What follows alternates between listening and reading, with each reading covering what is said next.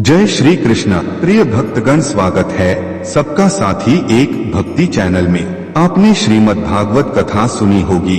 आज हम आपको एक ऐसी कथा सुनाते हैं जिसको सुनने मात्र से ही आपके जीवन में सुख, संपत्ति और धन की वर्षा होगी। कथा को ध्यान से सुने। यदि आप श्री कृष्ण को मानते हैं तो उनका अनादर न करें और कथा को पूरा सुने। यहाँ हम सनातन धर्म की गहराई, आध्यात्मिकता और भक्ति की शक्ति को आपके जीवन से जोड़ते हैं। अगर आप भी हमारी इस यात्रा का हिस्सा बनना चाहते हैं तो चैनल को लाइक करें, सब्सक्राइब करें और अपने विचार कमेंट में साझा करें। यह कथा सुनकर आपके हृदय में भगवान के लिए प्रेम जरूर जागेगा। चलिए कथा प्रारंभ करते हैं। एक बार की बात है, एक संत जंगल में कुटिया बनाकर रहते थे और भगवान श्री कृष्ण का भजन करते थे। संत को यकीन था कि एक ना एक दिन मेरे भगवान श्री कृष्ण मुझे साक्षात दर्शन जरूर देंगे। उसी जंगल में एक शिकारी आया। उस शिकारी ने संत की कुटिया देखी। वह कुटिया में गया और उसने संत को प्रणाम किया और पूछा कि आप कौन हैं और आप यहाँ क्या कर रहे हैं। संत ने सोचा, यदि मैं इससे कहूंगा कि भगवान श्री कृष्ण के इंतजार में बैठा हूं, उनका दर्शन मुझे किसी प्रकार से हो जाए तो शायद इसको ये बात समझ में नहीं आएगी। संत ने दूसरा उपाय सोचा। संत ने शिकारी से पूछा, भैया पहले आप बताओ कि आप कौन हो और यहाँ किस लिए आते हो। उस शिकारी ने कहा कि मैं एक शिकारी हूँ और यहाँ शिकार के लिए आया हूँ। संत ने तुरंत उसी की भाषा में कहा, मैं भी एक शिकारी हूँ और अपने शिकार के लिए यहाँ आया हूँ। शिकार ने पूछा, अच्छा संत जी, आप ये बताइए आपका शिकार दिखता कैसे है? आपके शिकार का नाम क्या है? हो सकता है कि मैं आपकी मदद कर दूं। संत ने सोचा, इसे कैसे बताऊं? फिर भी संत कहते हैं, मेरे शिकार का नाम है। वो दिखने में बहुत ही सुंदर है, सांवरा सलोना है। उसके सिर पर मोर मुकुट है, हाथों में बंसी है। ऐसा कहकर संत जी रोने लगे। शिकारी बोला, बाबा रोते क्यों हो?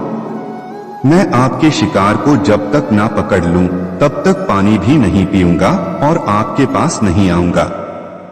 अब वह शिकारी घने जंगल के अंदर गया और जाल बिछाकर एक पेड़ पर बैठ गया। यहाँ पर इंतजार करने लगा।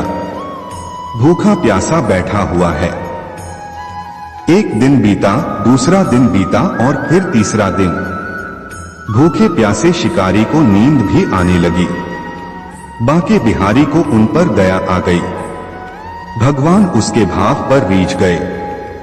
भगवान मंद मंद स्वर से बांसुरी बजाते आए और उस जाल में खुद फंस गए।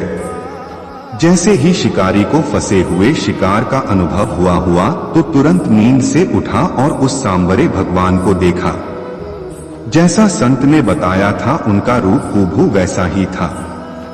वह अब जोर जोर से चिल्लाने लगा, मिल गया, मिल गया, शिकार मिल गया।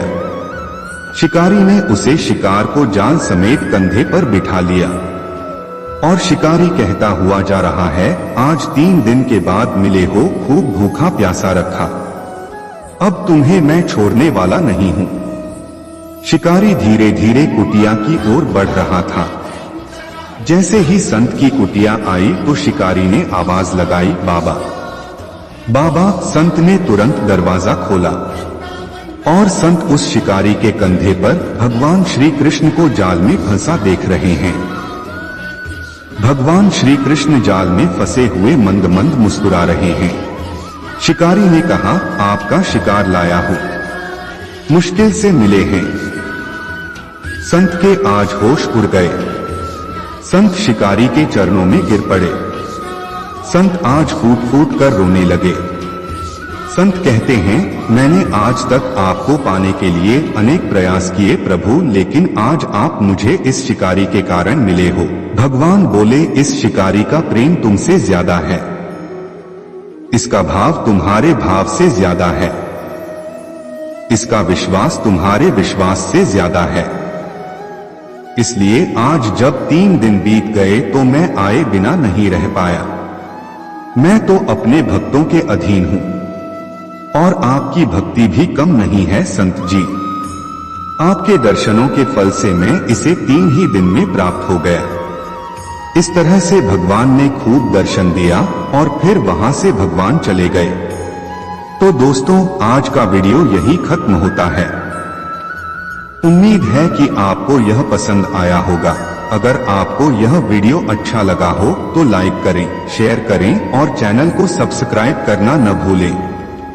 आपकी राय हमारे लिए बहुत महत्वपूर्ण है, तो कमेंट सेक्शन में जरूर बताएं कि आपको वीडियो कैसा लगा और आप आगे कौन से टॉपिक पर वीडियो देखना चाहते हैं। हम जल्दी ही एक और मजेदार और ज्ञान से भरा वीडियो लेकर आएंगे। तब तक के लिए धन्यवाद और आपसे फिर मुलाकात होगी अगले वीडियो में। जय श्री कृष्ण।